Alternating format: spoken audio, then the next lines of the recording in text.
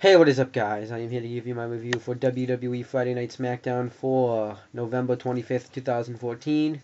I haven't done a Smackdown review in a couple weeks, I think, since they had that big 10-man tag team match with John Cena, Chris Jericho, against, like, the Authority, the Wyatt family. It's been a little while, but I'm only going to watch Smackdown when I have nothing else better to do.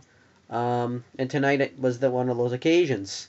But other than that, I had way better stuff to do when I was watching instead of watching SmackDown. Don't expect SmackDown reviews all the time. Just expect them when I have nothing else better to do. Um, but this SmackDown wasn't too bad. I thought it was a pretty good show. The main event, though, Rusev versus Big Show. I'm going to talk about that in a little bit. And it kicks right off. Well, on commentary first, we got JBL, Tom Phillips, and Michael Cole. And I like the commentary. I like that they're adding Tom Phillips on SmackDown. Practices him. He can get practice for if he ever becomes a Raw commentator. But the thing is I think JBL and Michael Cole have such good chemistry. It's hard for Tom Phillips to keep up. It feels like he's kind of out of place. And he doesn't really have any enthusiasm when he's doing his commentary. Even Michael Cole and JBL pointed that out during the Intercontinental Championship Battle Royal.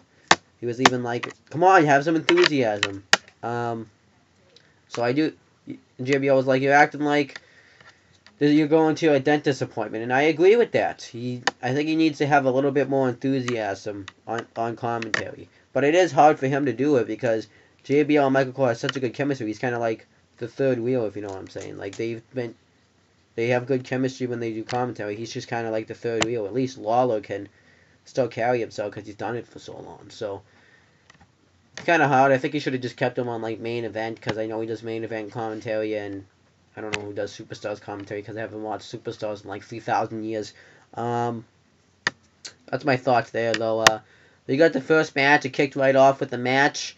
Dean Ambrose versus The Miz with Damien Mizdow. This match made sense considering what happened on main event. They recapped a lot of main event stuff, which I thought was awkward. They never never have done it before. I guess they had like a confrontation on main event and Ambrose laid him out, so they led to a match. I was fine with that, though. It made sense. This match actually was good. It was a brawl. Damien Mizdow, the commentators are yelling at Damien Mizdow, do your job, protect the moneymaker. Damien Mizdow was like, why don't you do your job and not job? And then he's like, oh, that's it. And then he distracts Ambrose, and then Miz gives him a big boot, and he starts dominating the match for a while, and then Dean Ambrose makes a comeback. Tries to win, but then Ambrose chases Mizdow, and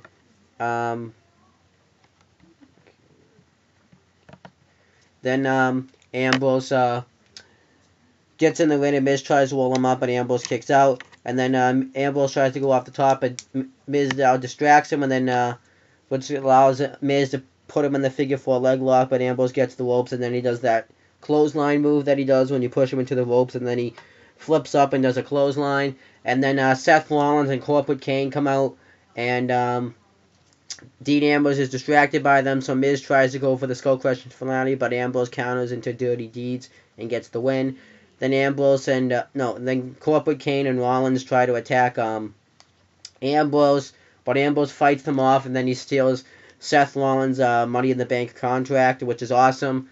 I actually thought this was awesome because now I think what Ambrose is thinking is if he has the contract,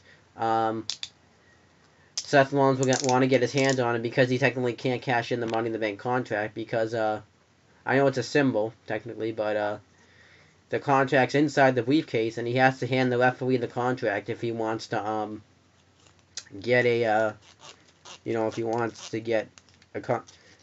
to get that title shot, and if Ambrose has it, he can't cash it in. But I thought this was good stuff. Then we got the Gold and Stardust were backstage, and Stardust talks about how they finally have the Cosmic Keys now. And they talk about how the Uso brothers aren't going to regain the tag team championship ever. And Goldust says they'll never forget the name of Gold and Stardust. So I thought that was good stuff. I like them as tag team champions. They seem more darker and mystique as heels now. Then we get the Battle Royal, and the winner becomes the #1 contender for the Intercontinental Championship. Pretty much there was kind of all jobbers in there. He had some good guys like Bo Dallas, Cesaro, Jack Swagger, Kofi Kingston, I guess was okay. Big E, Xavier Woods. I guess I wouldn't really consider Xavier Woods good, but those were like the only superstars I think that stood a chance of really winning. Sin Cara was gone like that. The match wrestlers were actually gone first, which was weird. I'm going to make some mentions is that I guess the WWE hasn't completely dropped the ball with that three-man faction that they had going on with Xavier Woods, Big E, and Kofi Kingston, because they were working together and trying to get people out, but the commentary didn't reference it. So I don't know if maybe they're thinking about doing it, but they're not. I don't know, but it seems like they're going to work as baby faces, and like I said when I did my WWE Live review, I don't think that's a good idea, because they're a three-man group, and three-man groups aren't usually heels, like the Shield. The only reason that they turned, face was they were facing the Wyatt family. But the Shield are always heel. The Wyatt family, heel. I'm not going to get a saves in the group because I don't really need to. But, so I don't really think they should be faces. That's kind of weird, too, if you have a face team and all three of the faces are attacking one heel. That makes that one heel looks like a face, too. So, that's another reason. But what else happened that was good? Cesaro lifts up Big E. But then Titus O'Neil, and that was a pretty impressive, but I wanted him to toss him out like that, but Titus O'Neil completely ruined it. Thanks a lot, Titus O'Neil. But he and Cesaro had a brawl. And what else happened that was good? Big E did the same thing, and then Cesaro eliminates Big E with the body slam over the top rope, like he eliminated Big Show at WrestleMania, and the Andre the Giant Memorial Battle Royal. Titus O'Neil gets out by Cesaro. I think it was Cesaro. And then Seats Slater's like, "Hey, why'd you get it?" No, he got out by Jack Swagger. And he's like, "Hey, why did you?" And Heath Slater's like, "Hey, why'd you get eliminated?" And then right afterwards, he got eliminated. That was funny. And then it comes down to the final five. It was Damian Mizdow, Kofi Kingston, Jack Swagger, Bo Dallas, and Cesaro. Everybody gains up on everyone gains up on Damian Mizdow and eliminates him. And Kofi and Bo Dallas are fighting on the apron, and Kofi Kingston eliminates him with like an Itsuguri move. So then it comes down to Kofi Kingston, Jack Swagger, and Cesaro. They brawled around a lot for a good bit, for a good, I think 5 to 6 minutes. And then everyone got a near fall eliminations. But then eventually Cesaro claws at Kofi Kingston's eye, so Kofi Kingston gets blinded, and Cesaro throws Kofi Kingston into Jack Swagger, and Cesaro wins the Battle Royal. So I thought that was good stuff. And then the Usos get interviewed, and they talk, which is consists of Jimmy and Jay, and they talk about what they want to get, the checklist, how they have everything like the face paint, the T-shirts, all that. But the only thing that they are missing is the tag team championships, and they're gonna check that off the list after this match. So then we got Gold and Stardust defending the WWE Tag Team Championships against the Usos. I thought this match was good, but not as good as their Smackdown match. The match that they had at Night of Champions. Stardust is dominating, I think it was Jimmy Uso, on the outside. And then he says, "Where's the key, Cole?" So I thought that was funny. And Michael Cole's like, what you talking about? Where's the key? But they dominated him for a while, and then Jey Uso gets the hot tag, and eventually Goldust tries to dive into that senton that he does to the Usos, but the Usos catch him and threw him into the barricade. And then Stardust just falls and dives on the Usos, which is cool. And then afterwards, one of the Usos, I think Jey Uso hit a super kick on Stardust, and Jimmy hit the splash, and right when they were about to win the tag team titles, Goldust hit Jimmy with the title and ran away. So the Star and Goldust retained. I figured that would happen, considering the fact that I didn't think they were going to end this feud on SmackDown. I figured they would hold it out to the pay-per-view, which I think is fine.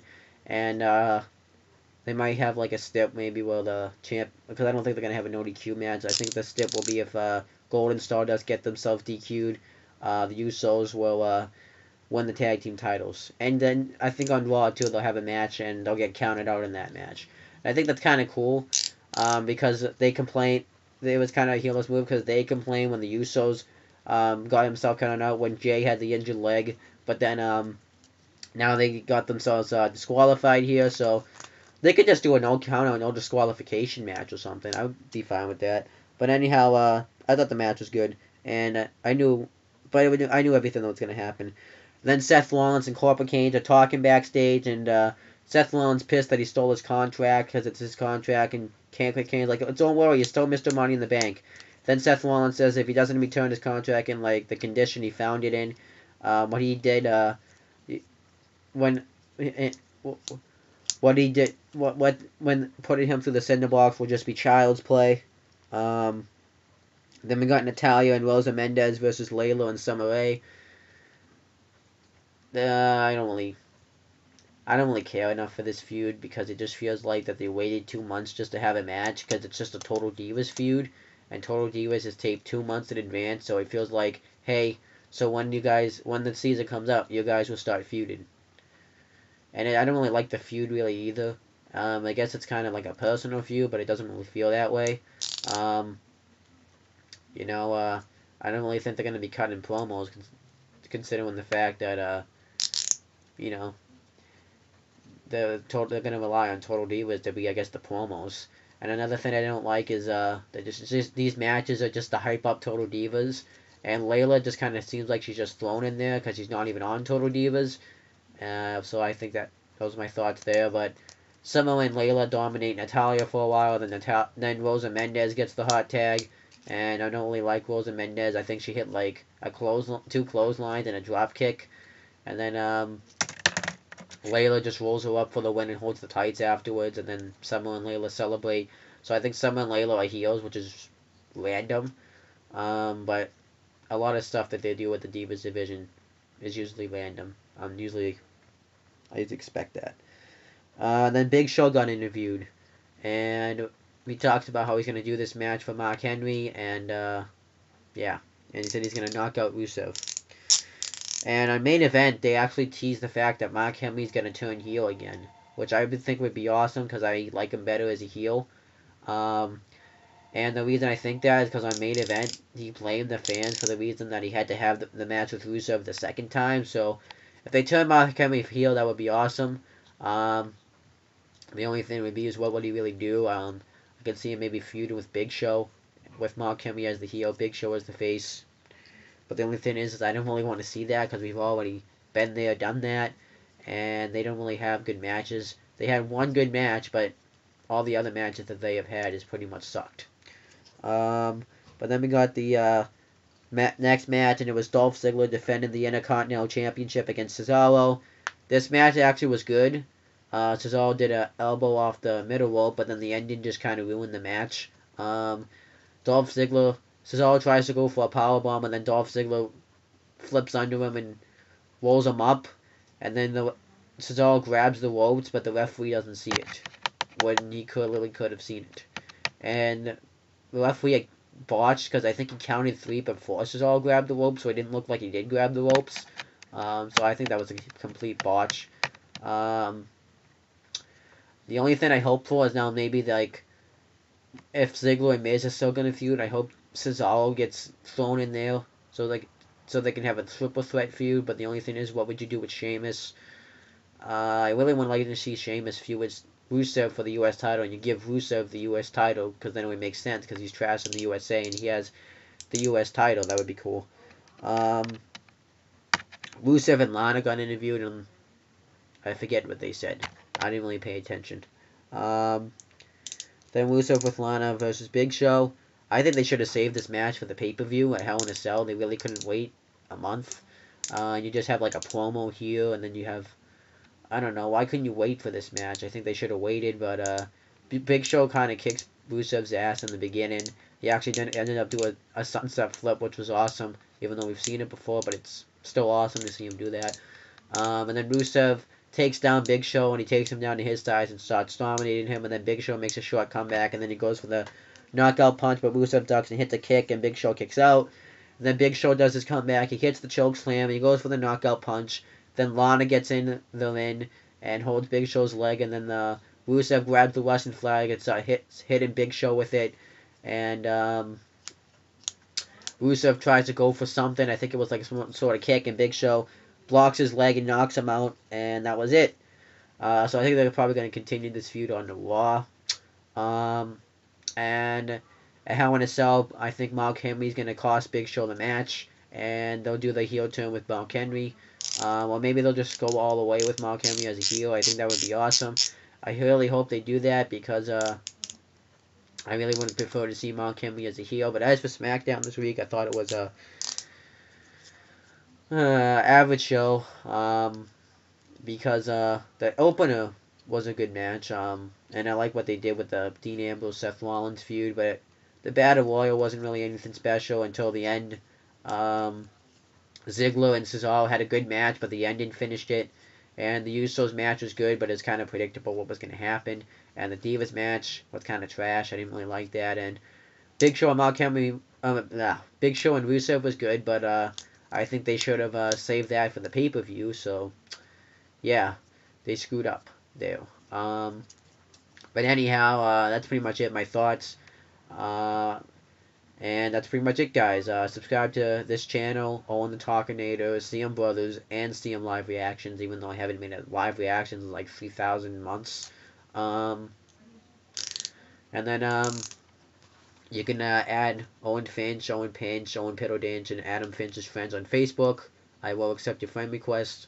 Snapchat, Birdman105, Xbox Live, Wrestling Fan 44. But if you don't have an Xbox One right now, I can't accept your friend request. But if you're doing it on the 360, you'll probably have to wait till Sunday, because that's when I'll be at my dad's house. Instagram, it's like a Finch Owen kind of name. It's like a default name. Twitter, Owen the Birdman, and that's about it. That's pretty much it, guys. Peace out.